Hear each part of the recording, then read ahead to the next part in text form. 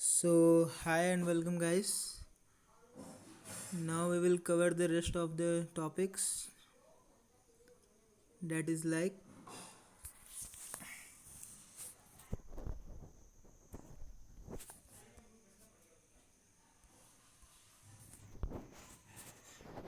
So, here we are now.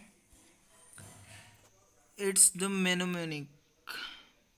We pronounce mnemonic, that you can see.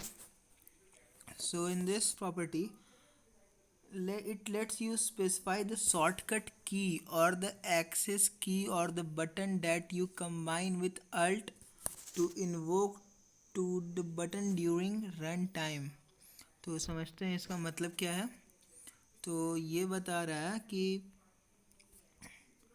It let's you specify the shortcut keys और the access की। ये आपको shortcut की बताएगा जिसके मदद से आप बटन को आप अल्ट और मदद से आप इन्वोक कर सकते हैं रन टाइम के दौरान। फिर आता है आपका नेक्स्ट प्रॉपर्टी है text. It sets the text of the button. ये आपको बटन में क्या दिखेगा टेक्स्ट के रूप में वो आपको मदद करता है देखने में। Now the next property is tool tip. Just here you can see tool tip set the text that will appear as tool tip if you roll over mouse over the button and rest the mouse for a few seconds in the empty part of the button during run time। तो ये आपको मदद करता है। और text set the text that will appear as tool tip. जो tool tip के set appear text appear होगा उसमें आपको ये मदद करता है जब आप अपना माउस को घुमाएंगे या फिर पास करेंगे button and rest the mouse, और फिर आप अपने माउस को कुछ सेकंड के लिए छोड़ दीजिएगा वो बटन का एम्प्टी एरिया में। फिर आपका आता है नेक्स्ट प्रॉपर्टी, वो है enabled. This property determines whether the button is active और नॉट। ये आपको बताता है प्रॉपर्टी, अगर आप बटन को इनेबल करिएगा तो वो बटन एक्टिव रहेगा, डिसेबल करिएगा तो बटन एक्टिव नहीं रहेगा। फिर आपका यहाँ आ गया horizontal alignment and vertical alignment. जैसा कि आप देख सकते हैं तो ये आपका करता है कि specify the horizontal and vertical alignment respectively, जैसे आपको नाम से बुझा रहा मालूम चल रहा था, of the text area in the button area of the text in the button area. तो चलिए देखते हैं पॉसिबल चॉइसेस क्या क्या हो सकता है हॉरिजॉन्टल और वर्टिकल अलाइनमेंट के लिए।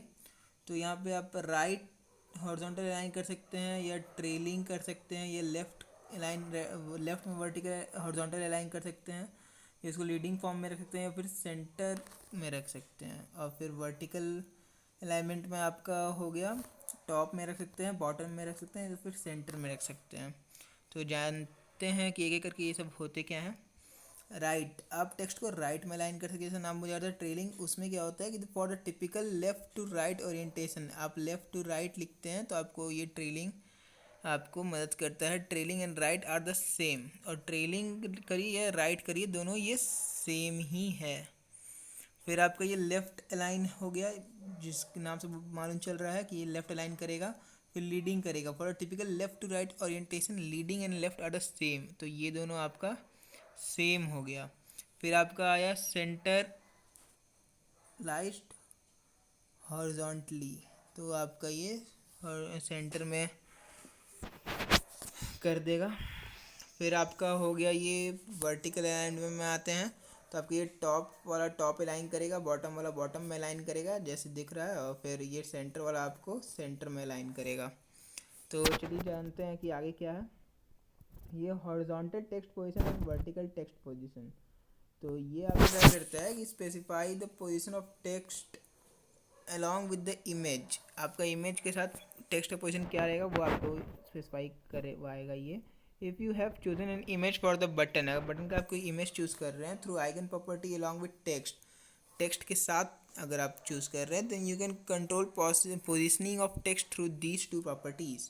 तो आप इस प्रॉपर्टीज़ के वजह से वो टेक्स्ट इमेज के साथ कहाँ पे रहेगा वो आप देख सकते हैं, चूज़ कर सकते हैं। नेक्स्ट फोकसेबल कंपोनेंट, तो ये क्या करता है कि ये स्पेसिफाई करता है the component that should receive the focus next when tab is pressed.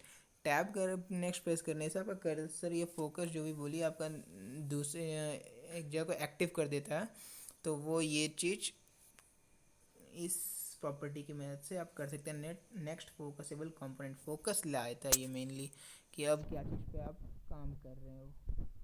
फिर आपका ये है minimum size, specifies the minimum x y in pips or points. First value that is x coordinate and the specifies the width, and the second value that is y coordinate specifies the height. Example value specifies 400 pips as point and 200 pips as height. तो ये आपको बस इतना बताता है कि minimum size क्या होगा एक्स और वाई में। आप जो भी डिफाइन करिएगा, ये अब एक्स वाई कोऑर्डिनेट हो गया। आपको ट्विप का वैल्यू तो मालूम है कि कितना लिया जाता है। तो फर्स्ट वैल्यू जो आपका ये एक्स में हो गया वो आपका विड्थ बताएगा, और जो सेकंड में वाई में हो गया वो आपका हाइट बताएगा। फिर आते हैं यहाँ मैक्सिमम साइज़ पे। तो ये मैक्सिमम साइज़ आपको बता सकता है कि मैक्सिमम आप किसको कितना से एक्सीड नहीं करना चाहिए। तो ये मैक्सिमम साइज आप उसमें भी एक्स और वाई के फॉर्म में रख सकते हैं। फिर आपका प्रेफर्ड साइज़, ये आपका स्पेसिफाई करता है साइज़ जो कि डिफ़ॉल्ट रहना चाहिए, जो कि डिफ़ॉल्ट दिखेगा, उसमें भी आप एक्स और वाई कोऑर्डिनेट में डाल सकते हैं। फिर आपका यहाँ आ गया horizontal resizable, vertical resizable. If checked allow the horizontal और vertical resizing of the button during run time. अगर आप इसको चेक कर देंगे, मतलब ऑन कर देंगे, तो वो आपको वर्टिकल और हॉरिजॉन्टल रिसाइजिंग ऑफ बटन में रन टाइम में मदद करेगा।